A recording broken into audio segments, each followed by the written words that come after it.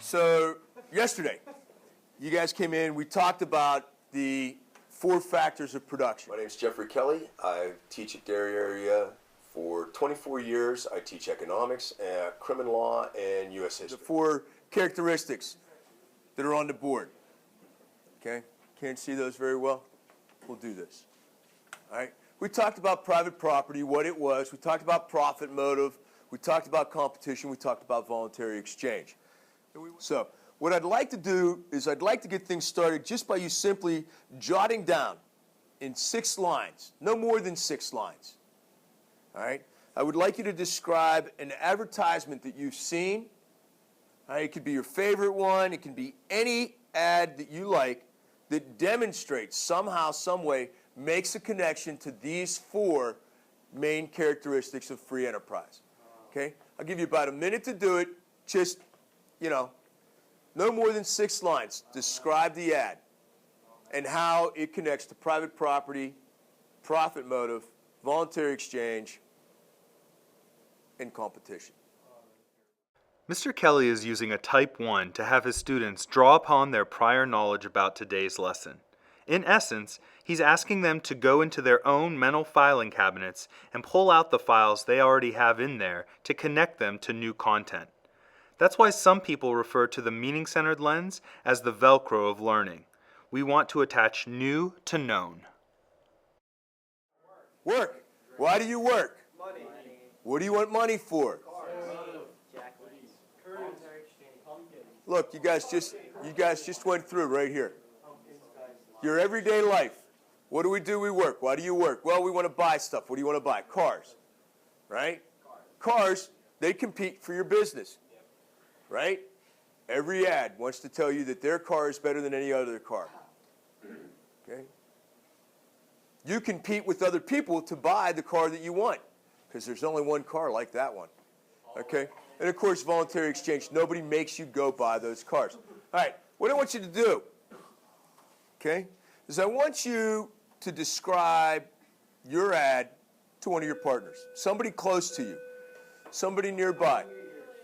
Point out those 4 things that we've talked about. Pair sharing is another way to show students you value their thoughts. Mr. Kelly doesn't just ask his students to share the ad that they were familiar with. He's already asking them to think and make connections between something that resonated with them personally and this new concept. I love commercials. I know you said you hate them. I love commercials. I think commercials are great. I think they are entertaining. In some cases, they're more entertaining than some of the shows on television. Okay? And I'm a little bit older than you, so I've seen maybe 1 or 2 more commercials than you in my life. But some of them are funny. Some of them give you great information. Some of them actually hide these things in them. But I want to show you one of my favorite commercials. I don't know whether I showed you guys this one or not.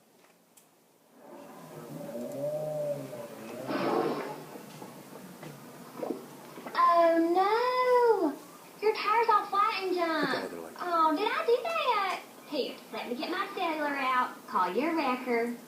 Oh shoot, I got no phone. 'Cause I'm a pothole. So... Okay, bye! Accidents are bad.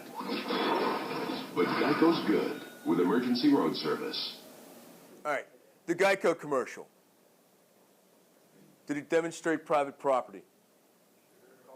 Yeah, the car. Guy owns a car, comes out, hits a pothole. Oh no, did I do that? Right? Now he's got a flat tire. What are you going to do? Got to change it. What are they trying to do? How are they trying to get you to buy Geico insurance? Teaching economics, most of the kids come in with this preconceived notion about what economics is, and they could care less. They have this academic view of this is about banking, it's about money, it's about investing, and I have no interest in any of that. So what I do is take it and I turn it to try and present it in a way that they realize it's their everyday life. You know, economics is something that we all do every day, all the time. So by giving it meaning and putting it in terms of their world, now it has substance. It's solid, and it's something that now they take an interest in it. And I was thinking,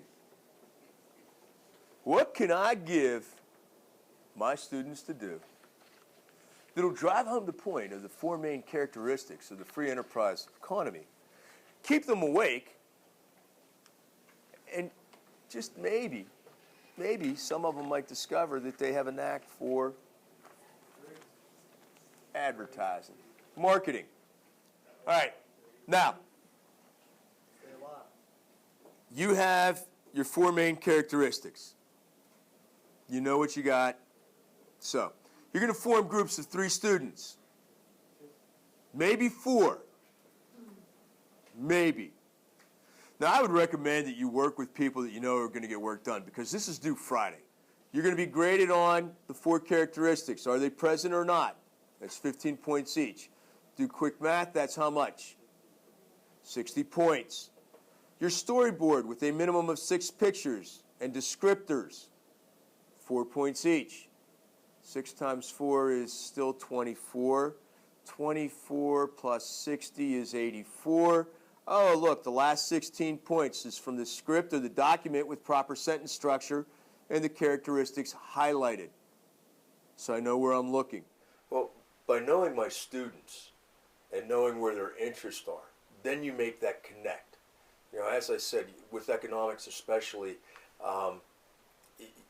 if you know what their interests are and where they are, then you can take the concepts, you can take the ideas in the economics and apply it to the things that matter in their world. So when I look for things for them to read, for them to listen to or to hear about, you know, I try and tie it back into those things, you know, take concepts that I teach and apply it back into their world. You know, when they write, I have them write about themselves, write about their future. How do they see things? What decisions are they making? How does it tie back in? You know, as soon as you get that connect, then they have an interest in it.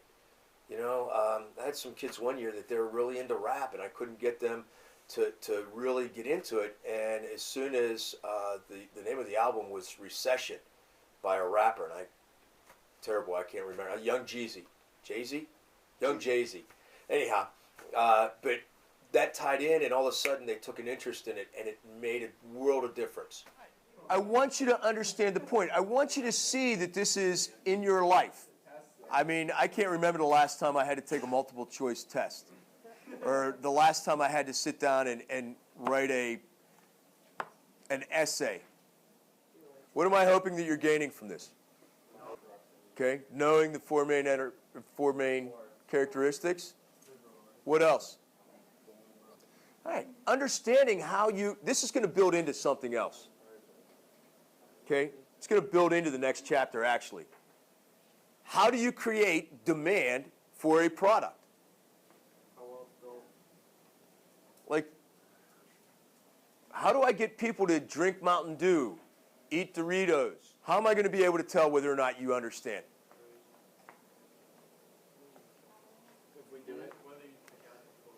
If you can score perfect on this, chances are you understand what I'm talking about, right?